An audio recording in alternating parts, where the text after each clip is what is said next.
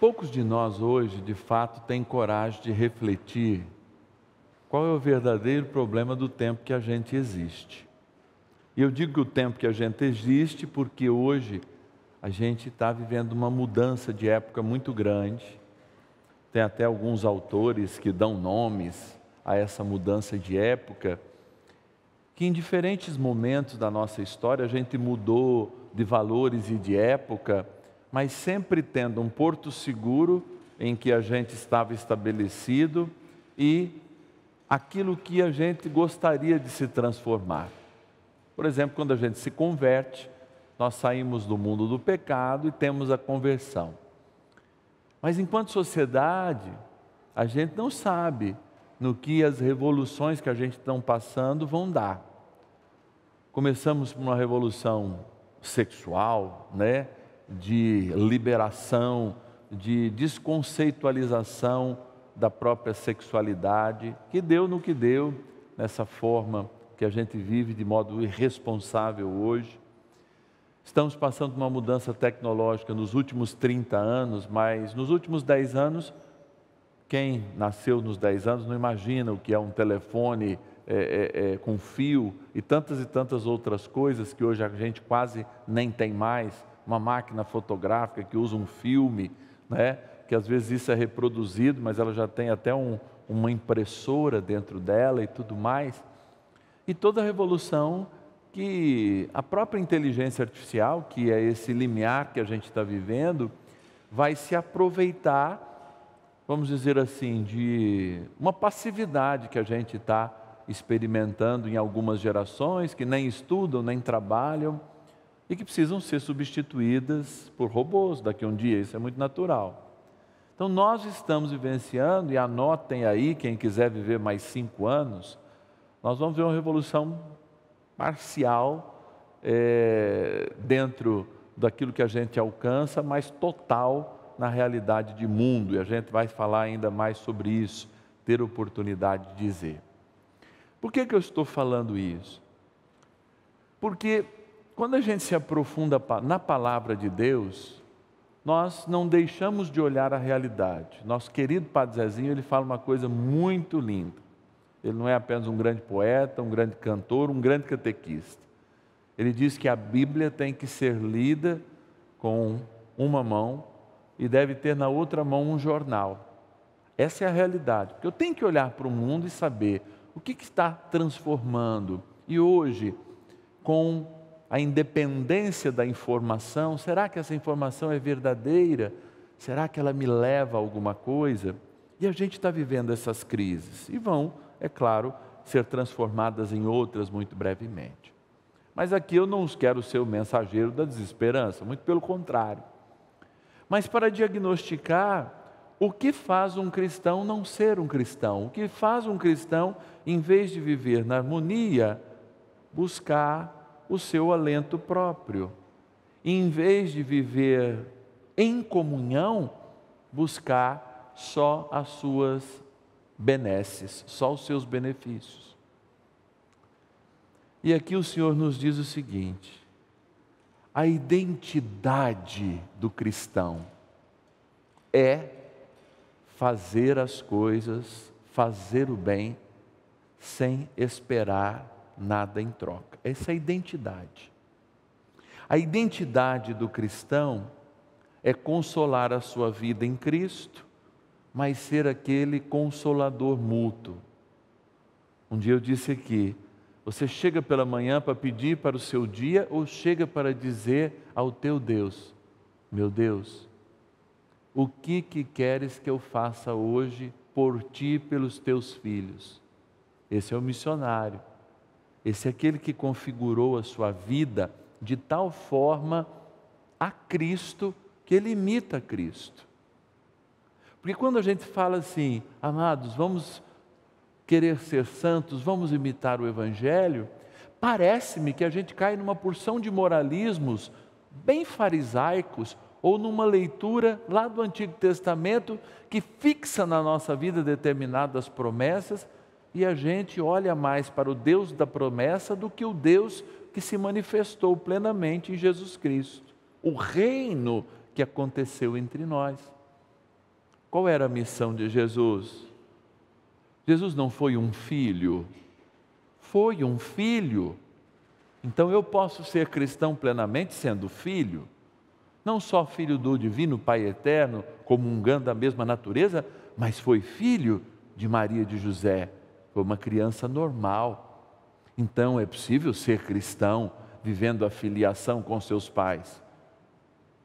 Jesus, depois daquele momento em que há aquela fugida lá no templo, o Evangelho vai dizer, olha, e ele guardava tudo, não é? Ele obedecia, ele tinha obediência pelos seus pais na terra. Deus, eu repito, Deus nasceu entre nós e obedeceu um homem e uma mulher, suas criaturas. Deus fez isso. Então ele foi o melhor filho que poderia existir, certamente, tanto para Maria, sua mãe, quanto para José. A tradição vai nos dizer que José falece ali depois dos 12 anos de Jesus, até os 30, a gente não tem uma data precisa. Então logo supõe-se, e fica muito claro, porque a palavra de Deus não se preocupa em dizer uma coisa que de fato era costume na comunidade. Jesus vai trabalhar, e vai trabalhar no ofício que ele aprendeu. Então ele vai ser o enviado do Pai para salvar o mundo no seu tempo certo, e isso ele vai dizer sempre no Evangelho, mas ele vai ser o melhor trabalhador, aquele que sustenta a sua mãe viúva, possivelmente no trabalho do seu pai, que muito mais que carpinteiro, a palavra grega chama José de construtor. Jesus vai fazer isso, pelo menos até o início do seu ministério, pelo menos até os 30 anos, Jesus sustenta Maria, era obrigação de um filho fazê-lo, faz com amor, faz com dedicação, faz com empenho, faz com verdade.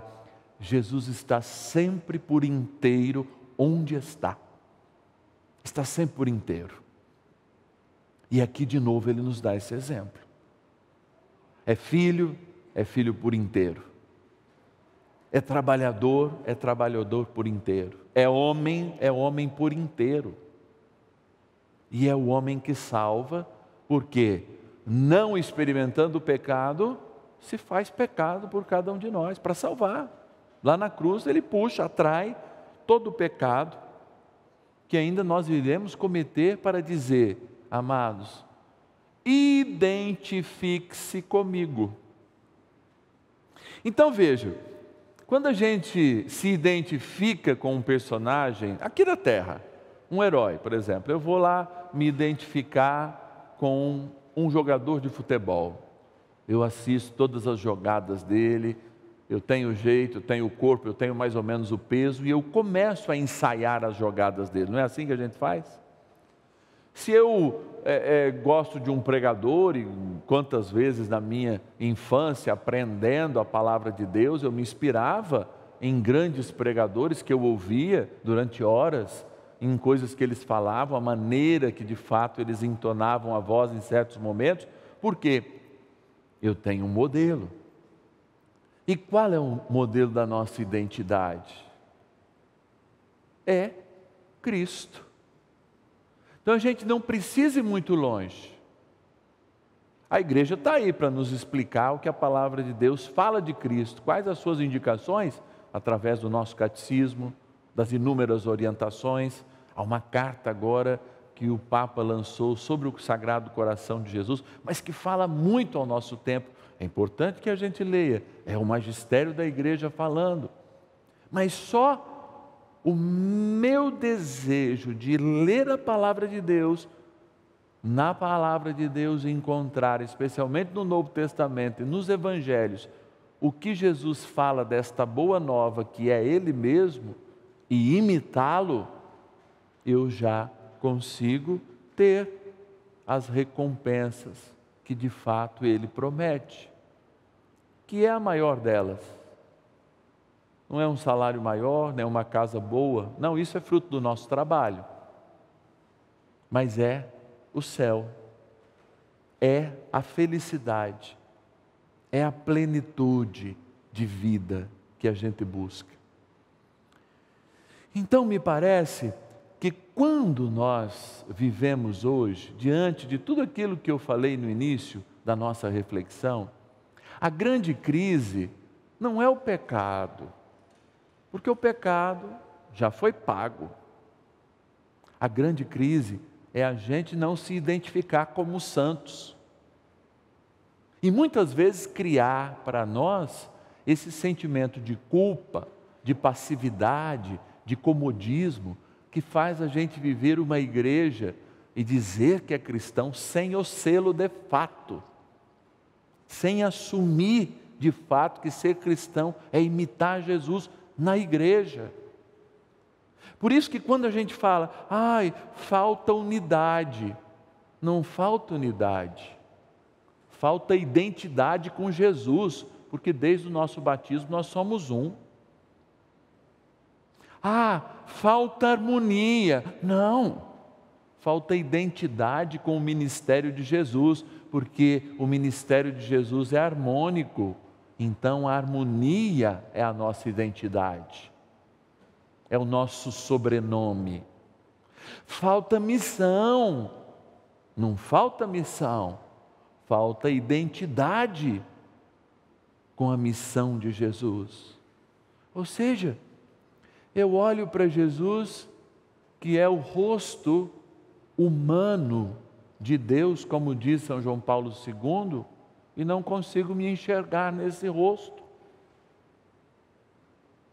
Porque esse é o desafio, eu me enxergar no rosto de Cristo, eu me enxergar nas suas atitudes, nas suas respostas diárias.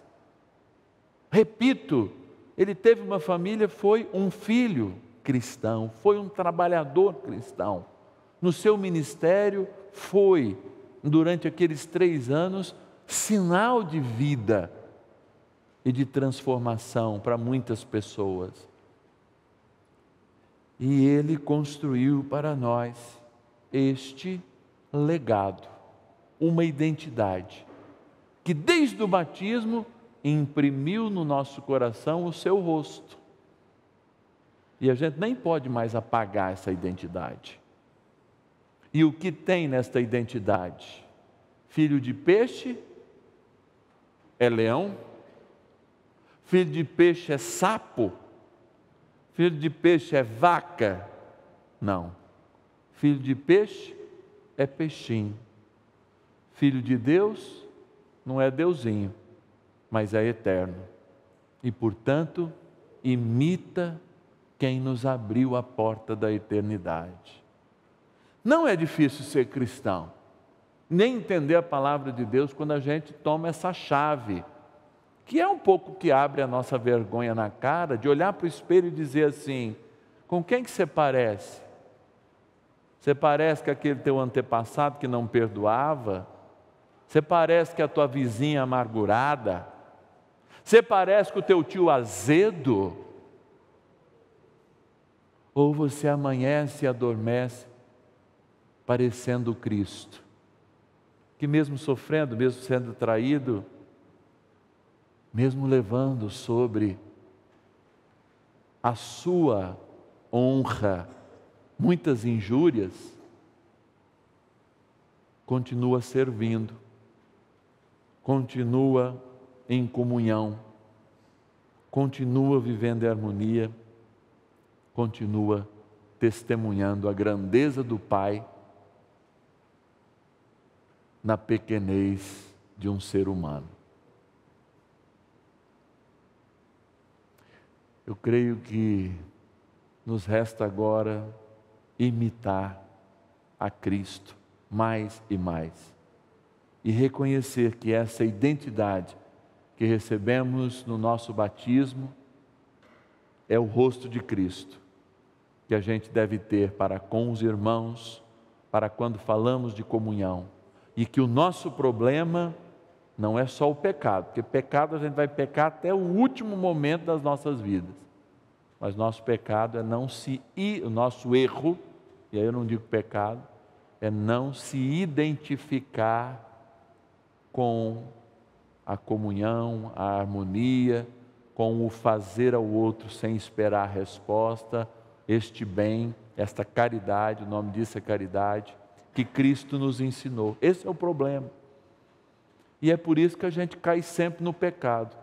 Porque se a gente não se identifica com Cristo, o nosso rosto vai parecer sempre mais o de Adão e menos o de Deus.